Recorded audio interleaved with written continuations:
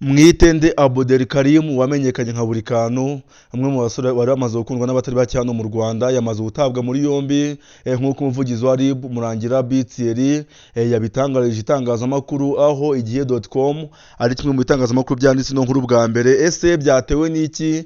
Ni iyihe mpamvu nyamukuru yatumye uyu nguyu buri kantu atabwa muri yombi? Mbere yuko nkomeza n'ibindi bintu byinshi bigiye bitandukanye, reka mbanze kirimo ino video muyumve mwitonze kugira ngo musobanukirwe neza imvano yo gutabwa muri yombi kuno muhungu buri kantu, ndetse mumenye byinshi bigiye bitandukanye. Reka tugende ino video tugira tuti: wowe warwanaye bahaye amafaranga ngo ugende ubwira abantu ngo ufite video yanjye ngo ndimo ndarikata muri wuncenje, ngo ndimo ndarikata mu musi wa gege.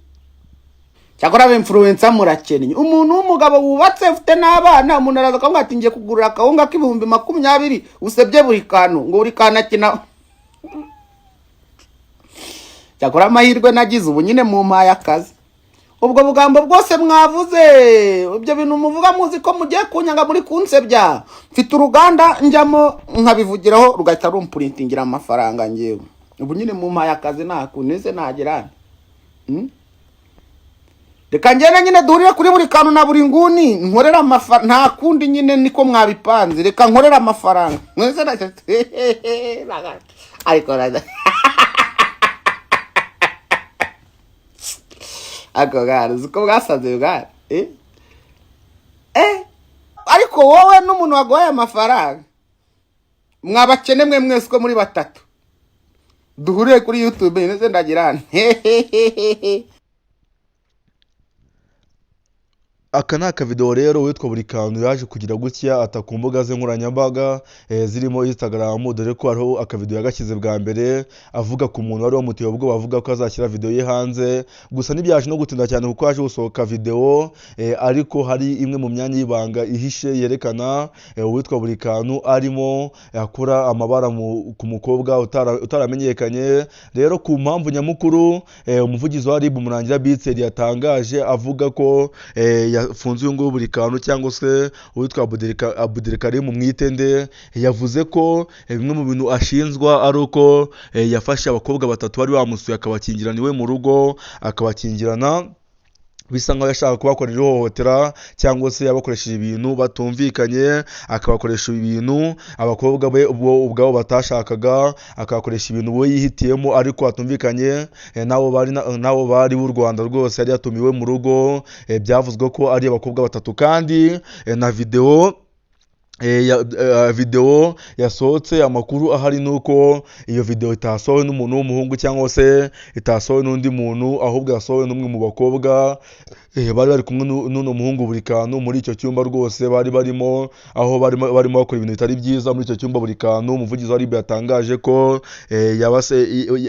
yakingiranyemo abo bakobwa akababuza gusohoka, kandi akabikora ku ngufu, akabikora atabyumvikanye n'abo bakobwa. Rero harashize iminsi buri kantu rwose atameze neza, mwabyumvishe video natangije arimo avuga ku muntu wamuteye ubwo bavuga ko azashyira video ye hanze, ngo arimo akora ibidakorwa mu maguru y'abakobwa, arimo akora ibintu rwose twavuga ko bidakwiye umusore nka buri kantu. Umwe mu basore bari bamaze kubaka izina hano mu Rwanda, umwe mu bantu ari umwuga w'ubuhanzi, ari umwuga w'ibyakoraga bisa nkaho ari gutanga amakuru, ariko agatanga amakuru bimeze nka comedy, kuko wumvaga ko amakuru yatangaga kenshi byibandaga ko ari ugusetsa. Yatanga amakuru atari yo kubreaking inkuru nk'uko bitangazwa n'abatari bake, ahubwo we ubona ko atanga amakuru asa nkaho ari gusetsa. Rero uyu nguyu buri kantu rwose iyi video yasohotse ari mu maguru y'abakobwa, si video yari mukuye nk'umusore abantu benshi bafatiraga icyitegererezo mu buhanzi nk'umugabo amaze kwinjiramo, ariko nta kundi rero ni ukuza tukareba reaction RIB iri buze gutangaza nyuma, reaction inshuti ye magara buri nguni iri buze gutangaza, dore ko ari umwe mu bantu badahwana cyangwa se umwe mu bantu bahurira mu bintu byinshi, umwe mu bantu bashinganye YouTube channel buri kantu na buri nguni bavugira amakuru yabo menshi agiye atandukanye. Ese ntabwo byaba rirangira kuri bano basore babiri, dore ko akenshi umuntu umwe amufunze kugira ngo usigaye akore neza biba ari intambara, barafitanye partnership ikomeye cyane, wabonaga ko ari abantu rwose bari mu bintu neza, aho nko kuri kariya kavido nabatangirije buri kantu arimo avuga ko abarimo bavuga ari amakuru ahubwo bagiye kumuha inkuru zo gukora kuri YouTube channel ye, ariko sinzi neza ko hari umuntu apfa kuguhimbira ibintu nka biriya, ko umuntu yapfa kwitera rwose akavuga ko arasura video yawe urimo urigata mu maguru y'abakobwa akabivuga kubeshyera, aho akenshi na kenshi nta muntu apfa guhimba ikinyoma nk'iki ngiki. Rero ni inkuru isohotse ku isaha y'isaa 11 rwose za hano mu Rwanda, aho nk'uko nabibabwiye MI Empire ikinyamakuru cyabo ndetse n'igihe.com aribo bantu ba mbere banditse ino nkuru bavuga ku ifungwa y'uwitwa Burikanu, bakanavuga n'icyo yazize. Narangiye kukibabwira mbabwira ko yazize gufata abakobwa batatu bari bamusuye iwe mu rugo akabakingirana mu nzu ku gahato, akabakingirana batabyumvikanye, akabikora bisa nkaho ari agahato. Rero ni ugutegereza tukareba ibiri buze gutangazwa nyuma y'iri fungwa y'uwitwa Burikanu, tukareba reaction iri buze gutangazwa ndetse n'iminsi ari buze gufungwa, dore ko RIB yatangaje ko yabaye afunzwe by'agateganyo mu gihe hakirimo gukorwa iperereza barebe ko no musore yarekurwa. Ahangaha ni ku Mbuto Update News bagezaho amakuru yose abagezweho mu myidagaduro. Icyo mbasaba ni kimwe, mumfashe mukande subscribe dukomeze kubana mu zindi nkuru zitaha. Ndabakunda cyane, ngiye nitwa Pacifique Mbuto y'urukundo, ninjye mucembazi, ninjye bakubita imiripuko ibigezweho neza cyane hano mu Rwanda ndetse no hanze y'u Rwanda. Hasta la vista, duhuze muri video itaha, ubundi dukubite uncenche.